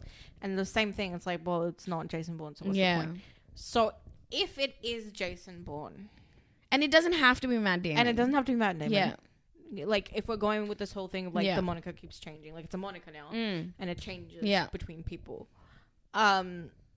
Then maybe it could work. Then it could work. I can see it working. And maybe then they go with like the book version. Like maybe that finally gets adapted Yeah. as it is. Yeah. Because that It would would be be- interesting to see. I Yeah, think. because he, in the book, doesn't he become a professor? Yeah. Because he becomes a professor. They He's just older. really wanted them all to become professors. I didn't don't know what it they? was. And also, I think like then as he's older, he's got kids, and then like a past associate or something finds him or something like that. Yeah. Like I think that would be interesting. Yeah, it's a different story. It's a different Like, story. Yeah. Yeah, it's not the same thing. Yeah. Which is why I think like I think Jack Ryan Like- was not a different story though. Yeah. Because like we figured out, I think it was the last season of Jack Ryan that basically was the storyline for Clear and Present Danger. Clear and Present Danger. It was mixed. It There was a mix. few different things And I in really liked it better in the show. The show, yeah. Because they introduced us to really interesting characters. Yeah. Because there was that And they were characters doing a of lot of like side subplots that were interesting as well. Yeah. Yeah. like they've introduced the character of I think his name was Chavez, who's Chavez, played yeah. by Michael Pena. Michael Pena. Yeah. Pena, and there was this conversation that happened about a spin-off with Yeah. Chavez, and I thought that was going ahead. I haven't heard anything about it. What did you think of John Krasinski as Jack Ryan? He's good. I really loved him. He's really good. Like, he was very, I don't know, different in a, there's only so many times you can do this without it being like, oh god, here we go again, you know? Yeah. And he really didn't feel like he was emulating anyone. No. He was kind He of wasn't just copying anybody. him like just a new version, you know? And yeah, he was just a very different Jack Ryan. Yeah. Very like compelling still, I think. Yeah, I think he was very, very Yeah. like not suave, I would say. Like No, suave, yes. I don't think so. Suave in like certain situations where he was very much like he could fit in very well in certain situations, like especially like, you know, with the CIA people and having conversations, stuff like that. Yeah. Whereas the Harrison Ford character is very uncomfortable in those situations. Like he's like, I would rather not be in this situation, you know? And I really liked that little change. He played him really well. He was very, very, I did not for a minute kind of not believe that he was not Jack Ryan. Yeah. Same. And I liked that. I liked the little changes they made. Kathy is not as prevalent, Yeah. which again, I don't have a problem with. Yeah. Because they focused more on the story rather than his relationship. Because in the show, he's not married No. to her. Don't they get married in the end though? I don't think they get When it married. ends? Or maybe they're just back together. I think they're back together. Yeah. And this is the other thing. And this is why I liked Jack Ryan in the films. And I hope that the show kind of has like left us there. Because I liked that he was married. Yeah. And he had a family. Yeah. Because a lot of these shows, like, you know, they did this with Jason Bourne. They killed Marie off, right? Whereas in the books, Marie is very much alive and they have a family. Yeah. You see this in a lot of, like, superhero films as well. Or comic books, essentially. Like, you know, the hero has to be alone. He cannot have a family. Yeah. I do not like this trope. That he has to suffer. Yeah. It's really dumb. It's dumb because the thing is, if you think about it, what are the stakes then? Yeah. If he doesn't have, and I'm not saying world. have a wife per se, but just Yeah. like someone significant in your life, you know? Maybe that's a family, like your parents or your friends, or you might not be married, but you have a kid, you know? Yeah. Or you have a partner, right? Like a boyfriend or a girlfriend or whatever it is. Yeah. Why can you not have that? Would not the stakes for that character be And that's higher? why even in Mission Impossible, even though he's not with Julia, I think so. I think that's her name. Whatever her name is, Michelle Monaghan's character. Even yeah. though he's not with her anymore in the later movies, He's still in love with her. he's still in love with her. He's still like the thing is like he will always try to do this for her, like protect. Like there are people that are still in his stratosphere that he cares about. He cares about. It's not You know? about her. It's like, okay, Yeah. so I think this is a good segue to talk about Ethan Hunt. Yeah. At this So point. Jack Ryan, great. We loved him. Harrison Ford's still the best though. Yes. And now we're moving on to Ethan Hunt. Yeah. Played by Tom Cruise. I don't think it's based on a book or anything. I think it's an original character, as far as I know. I've never heard of anything about Ethan Hunt other than the films. Yeah. By the way, I always get confused between Ethan Hunt and Ethan Hawke. Ethan Hawke is the real person. I have always gotten confused. I don't think I ever will stop. But again, it came out in 1995, I think. Let's check. Mission Impossible. The first film came out in 1996. You were 3 years old. 3 years old. The next one was Never saw it. 2000. Mission Impossible 3 was 2006. 4 was 2011. Rogue Nation 2015. Fallout 2018. And the latest one was 2023. Yeah. And the last one is going to be 2025. Oh my God, I'm not ready. So again, we've got a large span of films. And the unique thing, I think, about Mission Impossible is that it is one actor. Yeah. Who is this one character? This whole time. Oh my This God. whole time. It's Tom Cruise. Who else could be Ethan Hunt but Tom Cruise? I can't see anyone else. I literally And they cannot. literally cannot remake. Like now we're having this conversation about, Bourne and, Jack Ryan having so many different actors. And like this Ethan Hunt can never be remade in like 20 years time.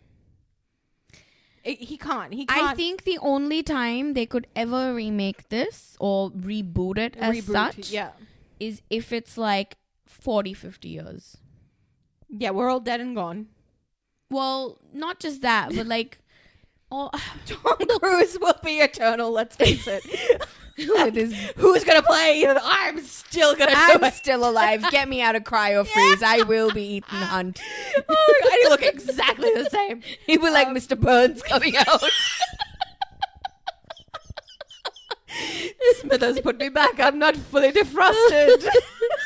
Oh my God. He's frozen in there with his little coconut cakes that he sends to everybody else. So funny. Oh my God. Oh, Jesus. But honestly, like, okay, realistically, I think if there weren't so many films, if it had been like, say, 4 films, I think I could see it being redone. But because there are so many, and because like these films don't come out like every year, they've good, decent gaps between films. So there's a whole generation of people that have watched these. Yeah. Right? I think it would be very difficult to reboot something like that. I'm not saying it's impossible. Mission Impossible. Good night, everybody. We're done. But it is possible, but it would be very, very, very, very difficult.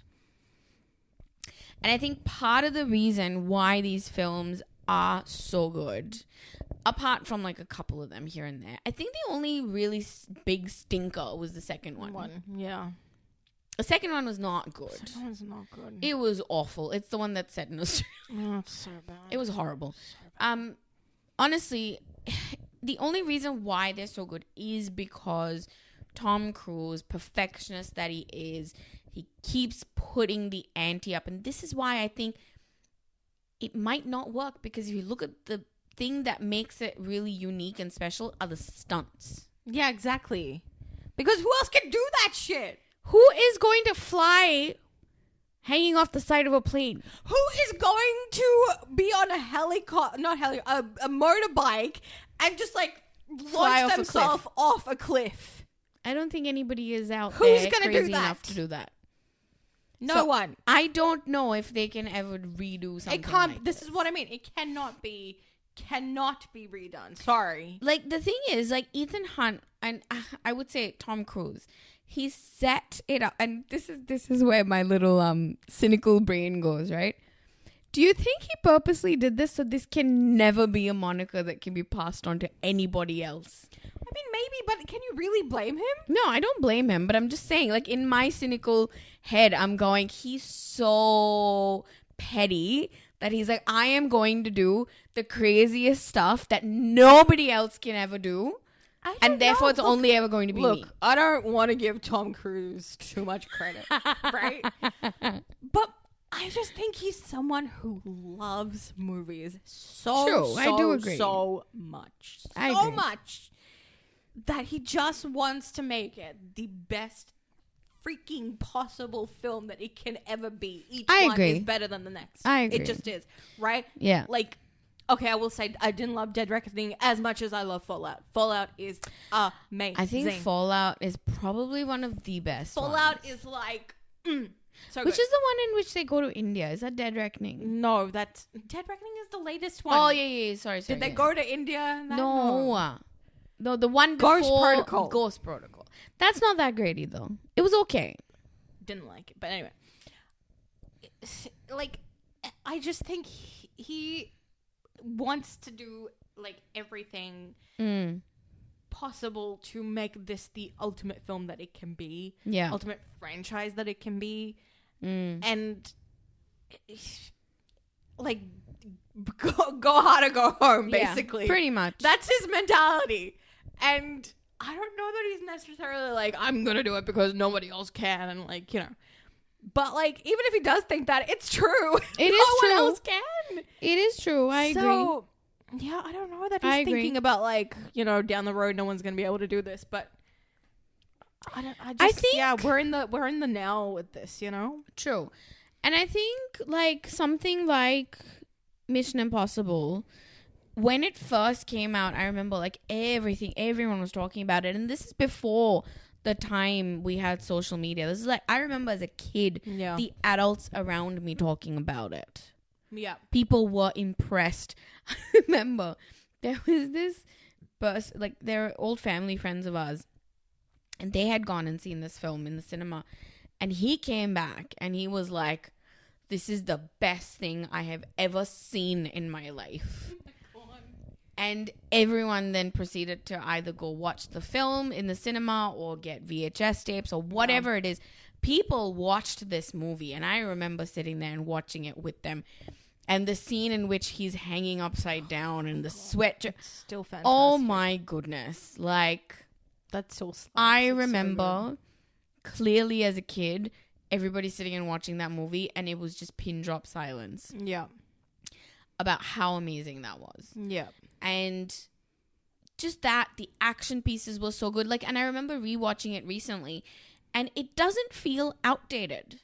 Yeah. Like the action bits. It doesn't, no. It does not. It's really good. It's so good. And again, like it's got, and this is the other thing, like as you said, like we were talking about, like the relationships in the film.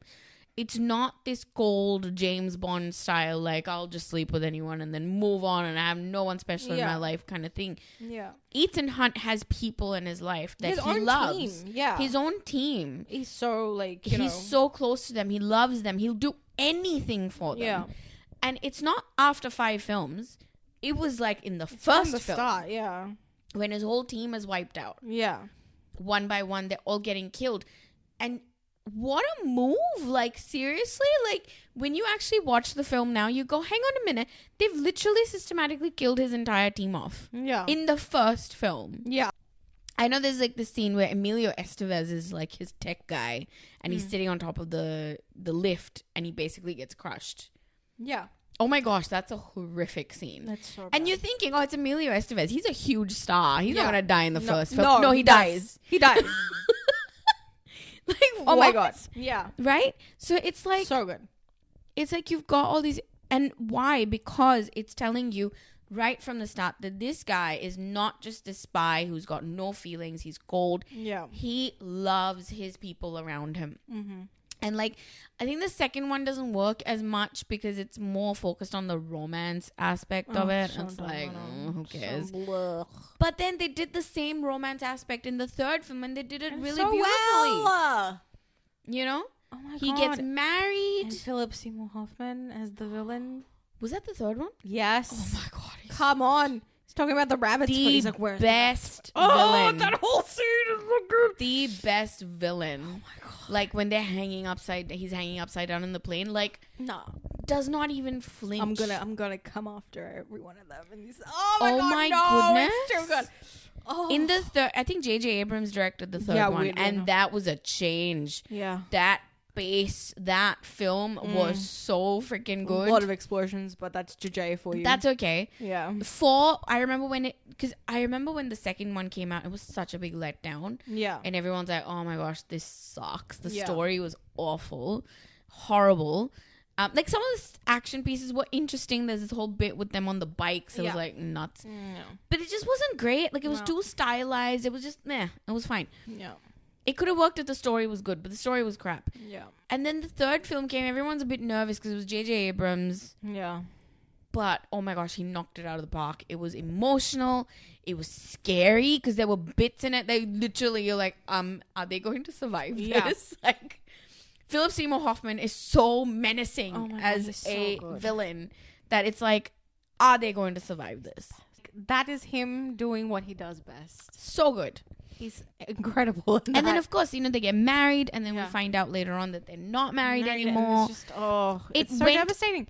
A lot, but it adds to his story. Exactly. And I think it's in which one is it? The one in which he comes Fallout. Yeah. Where he says, what does she say? I do what I do so he can do what he needs to, which is to keep the world safe for us. Yeah. And I'm just like, that is such a beautiful romantic sentiment. I know. That, you know what? I will let you go because that's safer for you. Yeah. You go get married, you live your life. Yeah. But I will protect this world so you can live a wonderful life. Yeah. But I will protect it. Yeah. And if I never have to see you ever again, so be it. Yeah. Bridgerton, take lessons. Oh my God. Bridgerton taking lessons from this was an Anthony move. Impossible. This was an Anthony sentiment. Sure. Right? Yeah. Bane of my existence. An object of all my desires. Object of all my desires. Except that I don't feel like he would have let Kate go. He would have been like... He'd be like, no, she's mine. She's mine. I mean, yeah. I mean, book Anthony definitely would. Maybe this Anthony might not. Yeah. If he was Ethan Hunt, he might have been like, I will protect the world for you. Maybe. And if I have to, I will burn it down. Such a tangent. Oh my God. Can we please get back to what we were saying? No, but what I was saying was like, it is an action film, yet it's romantic. Yeah. And heartfelt. And even with, I mean, the vibes that we're getting from him and Rebecca Ferguson in like the later, I was about to say episodes, later movies. It's like there is potential, but they never make it so like overtly. No.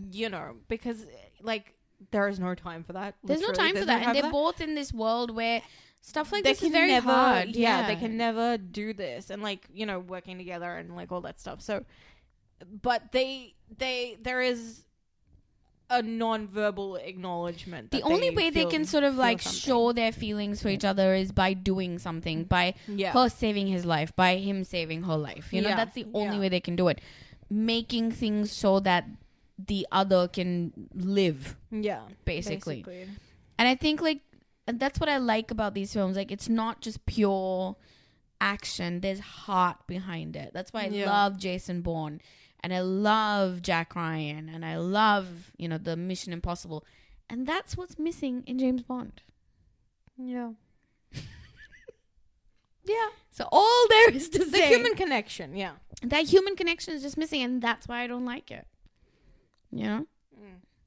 So I think in terms of like having that kind of world presented to us, heart is so important. Yeah. And that's why if you look at like, I mean, now at this point, we have to talk about stuff like Marvel as well because they have entered that world. Yeah. Why do we love Winter Soldier so much? Because there's heart. Oh my goodness, is there heart? Heart at the heart of it. There is. I mean, we see Bucky so like full of life and everything in the first one. Yeah. And then he dies so tragically. And then look, reading the comics, we know what's going to happen, right? But like to see him as this stone cold, has no recollection of his past because they keep wiping it from his brain, turn into this absolute machine of an assassin. And then Steve having to face that. What's better than that? Right? Like, come on. Right? And just the fact that, and this is why, like, we have to include Winter Soldier. This is one of the best for last. Yeah. Winter Soldier. Winter Soldier is not a Marvel film. It is a spy thriller. Sorry, but it just is. It is a spy thriller. Yeah. 100%. Everyone agrees with it. Everyone agrees with that. There's plenty of video essays saying it's a spy thriller. It's a spy thriller. But it has hands so much down heart. the best Marvel movie of all time. I Not agree. to be argued with. 100%. You can't argue with this. Sorry. 100%. It's just a fact. It just is. It's the best film. It's technically so fantastic. It's just too good. It's beautiful storyline. Oh my god. Like, it's just Not so 1 good. minute are you bored. No. It is so good.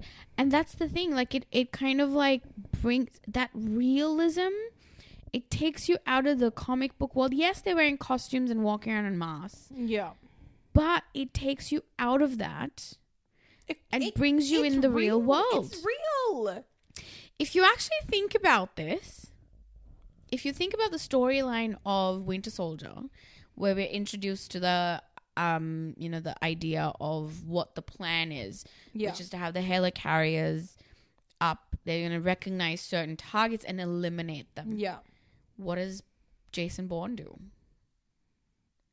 He eliminates targets for the government. Yeah, basically. It's pretty much the same thing. Yeah, instead of like these giant like machine things, it's what are all these CIA that's dark what ops, these people do. black ops programs? Yeah. That's what this is. Yeah. So it's essentially that. They've just kind of like made it more fantastical. I mean, that's what Natasha is basically Pretty before much. she becomes a SHIELD agent. Pretty much. So the only thing is it's just more fantastical and they're wearing costumes and superpowers and all of this sort of stuff, So it that's what it is. Yeah. But at the end of it, it's just that heart that again makes it what it is. And of course, story is so important. Oh my god. I think if you don't have a good story, it's gonna just fall flat. And we've seen it with like, the second Mission Impossible and even the fourth one is not all that great. And like as we've said, like, a few of the Jack Ryans and like, and the Jason Bourne, the last one. Yeah. Like if the story is not engaging, if it's not well paced, if it's not packing a punch in every single scene and every single frame, like it the whole thing just falls apart. And you need to have like the heart and human connection is what keeps it interesting as the underlayer. Yeah. But like the overlayer has to be really good freaking action. I think the fact that pacing can be bad and all of this stuff, but if you have a bad story, I think that makes all of your other mistakes or other things that you could sort of overlook if it was an interesting story. It makes those more obvious. Yeah. It makes the flaws more obvious. Yeah, that's what I mean. Like, the story has to be there from page 1 to page whatever the last page is, 90, 120, whatever. That like it has to just consistently be there, and if it's not, it's like, well, what was the point? Yeah. You have to keep people engaged. I think you have to keep butts in seats. I agree. You just do, especially now with things like streaming and stuff, where you've got an added challenge. Where if you go to the cinema, you're forced to sit there. Yeah. Right. But now because it's streaming, you can just switch it off. Yeah. You can just switch it off and remove it from Yeah. One of the things I was thinking, like, how we said like Jason Bourne didn't work, and part of it is of course story and all of that. Do you think, and this is more because you're a writer, do you think part of the reason why it didn't work was also because we've had, since say the first 3 came out, we've had an influx of stuff that has maybe not been entirely an inspiration from Jason Bourne, because things happened before that as well, but we've had an influx of shows, books, movies that have come out which have similar sort of themes and similar storylines that have been done way better than that. And so when that finally came out, it's kind of like you're only relying on the legacy name, really. Maybe that's one part of it. because we have had a lot of like of just, you know, a lot of, you know, individual spy thrillers. Look, John Wick has come out in But is in that the middle a of spy that. thriller though? Not a spy thriller, but like, you know, that kind of action, that solo one man against, you know, against the world, sort of thing. Not necessarily, it's not a spy thriller, but like, you know, we've had that kind of, and we've had like, because that's more influenced by like, you know, Asian action films and stuff like that. That's a different genre, different genre. What I mean to say is like, we've had that in the middle where it's more advanced. There's like more stuff happening. You know, the action is through the roof. Fantastic. And then we've had like, you know, other spy movies and stuff, like individual things that have come up. And maybe in that way I would agree. However,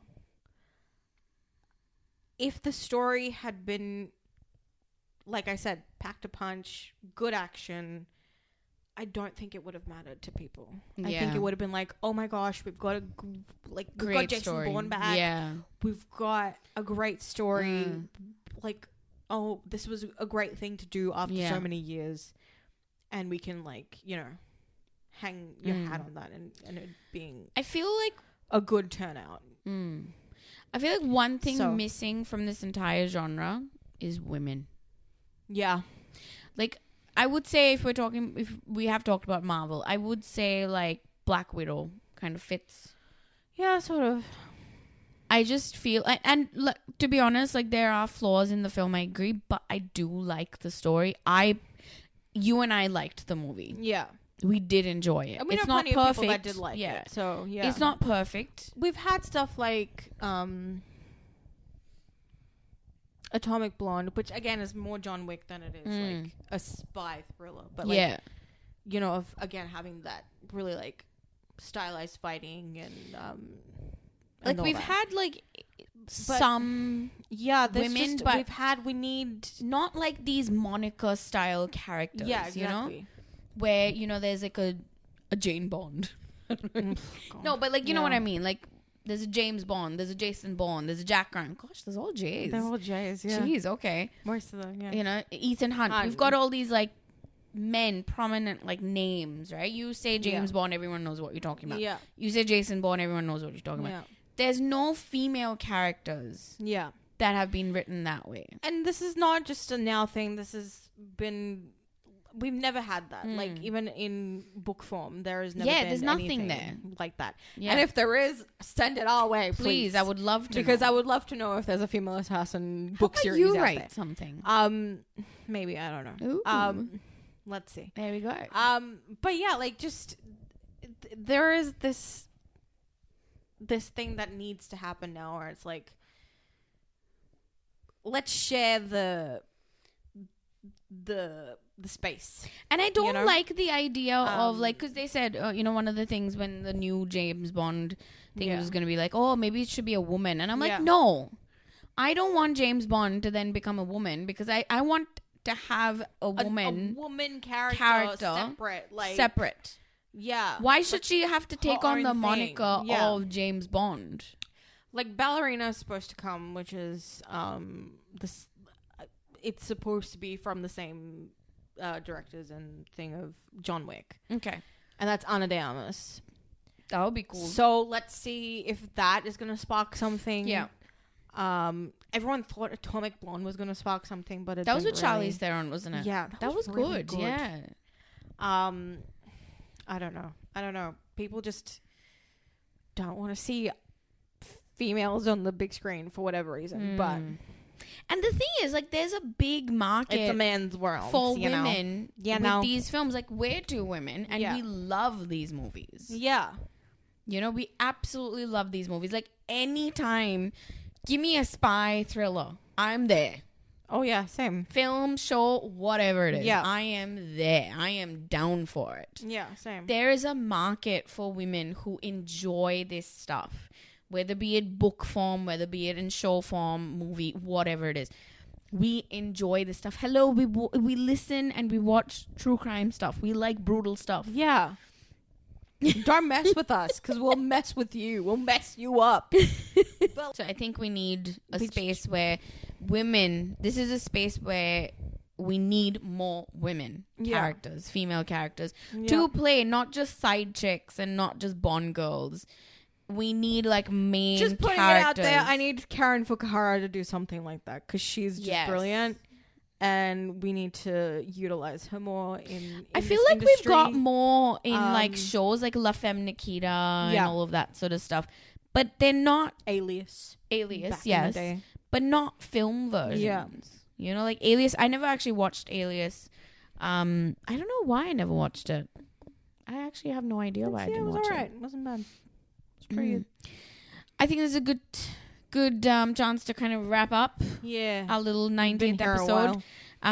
Thank you for listening if you are still hanging around. Yep. We are available on Spotify, Apple. Finally, Apple is working. Yep. And all of the other podcast places. Follow us on our socials. Yeah. Participate in our little polls that we put up on the episode. Please. That would be kind of cool. So a few people answered last time. I don't know who they were. I don't know who it was either. So thank you. I can't see that because it's on your thing. Yeah, so. I couldn't tell who it was. Yeah. So thank you very much for those of you who did participate in the polls. Yeah. Please do so again. I think our poll will be which of these is your favorite of these. Yes, we will put the names of all the. You know, is it Bond? Is it Bourne? Is it Ryan? Is it Hunt? Yes. You know? Yes, we shall. Yeah. Bucky Barnes. Oh, Bucky Barnes. There we go. BB, the best. The best. So please participate in our polls. Follow us on our socials. Our next episode is going to be Bridgerton Part 2. Bridgerton Season 3 Part 2. Yeah. Look, it's not going to be anything revolutionary or different, but it is our 2 cents. Yeah. As our title says. So we can't not talk about it. We've talked about part 1. So we have to talk about so we do have to do that. And we will get to The Boys as well because we have to. Yes, we're waiting for the show to finish. For the show to end in 2 weeks' time. We're going to talk about the whole thing because it just deserves We're going to have a solid episode of The Boys. Oh my God. I'm so excited for that. Yeah. I'm ready to talk about it, so that's why. Me too. Anyway, I hope you all have a wonderful week, and we will talk to you next time. Bye.